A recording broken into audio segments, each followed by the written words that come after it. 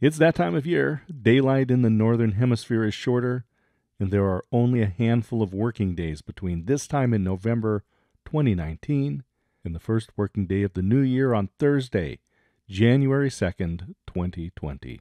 Many small businesses and freelance professionals will wait until January or later to start planning for 2020, if they do any planning at all. How is your world? Hey, this is D. Scott Smith, Motivational Listener. Today, let's chat about your 2020 planning. Do you just let it happen, or are you a fan of the 12-week year by Moran and Lennington? Or do you have another system? We know it's important to plan, and the uncertainty of the future can make preparation seem a daunting task. I'm a fan of activity-based planning.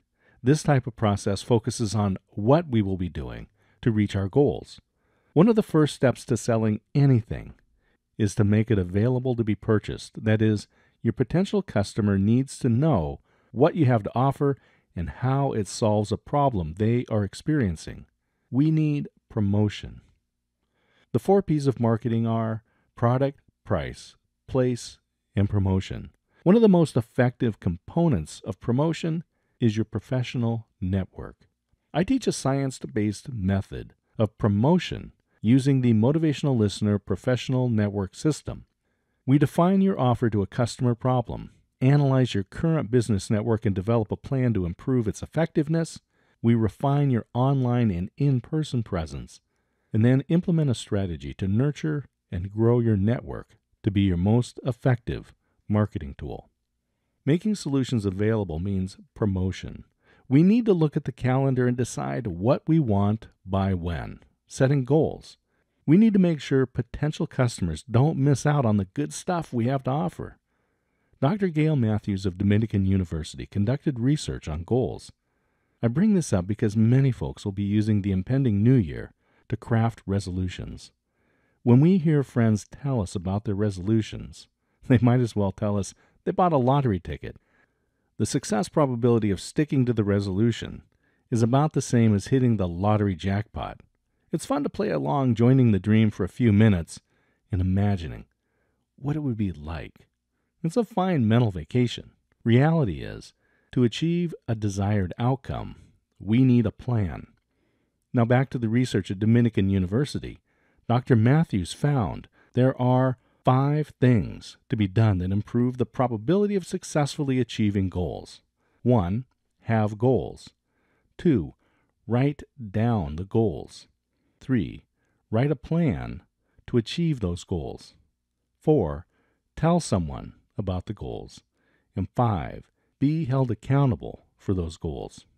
It might seem self-evident that to achieve goals, we must have goals. In truth, I've seen many folks with a vague concept of what they want. However, the outcome has not been defined, and it is not constrained by time. I recommend starting small and building to more elaborate planning later. Set a goal that can be achieved with effort slightly greater than the present daily exertion. This provides meaningful success. Writing goals helps in defining and refining the outcome, and it will aid in the next step, which is creating a plan. I often process during writing, especially when I write with pen and paper. The freedom of a pad of paper or notebook is making diagrams, charts, drawing arrows, and brainstorming. It helps me to have clear outcomes and timelines. I mentioned activity-based planning. Now that the goals are written, it's time to create actions to meet those goals. If a salesperson has a goal of 1 new sale per day, and the closing rate is 1 in 4, mathematics determines that person needs to talk to 4 qualified leads each day. If it takes 25 calls to reach 1 qualified lead, then it'll take 100 calls to make that 1 sale. These are activities to be planned. The 4th step is to tell someone about those goals and activities. It has always been my experience that the teacher learns more than the student. In sharing goals with another person, the person sharing will have to clearly understand these goals, outcomes, and activities.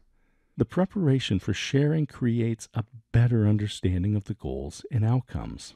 The most invasive aspect of Dr. Matthews' research is being held accountable by another person. It is also the step that will have the most significant impact for success or failure. It's why I'm a paying member of a mastermind group. I am held accountable for my actions toward my goals. I strongly recommend being a part of a group that will fulfill Step 5.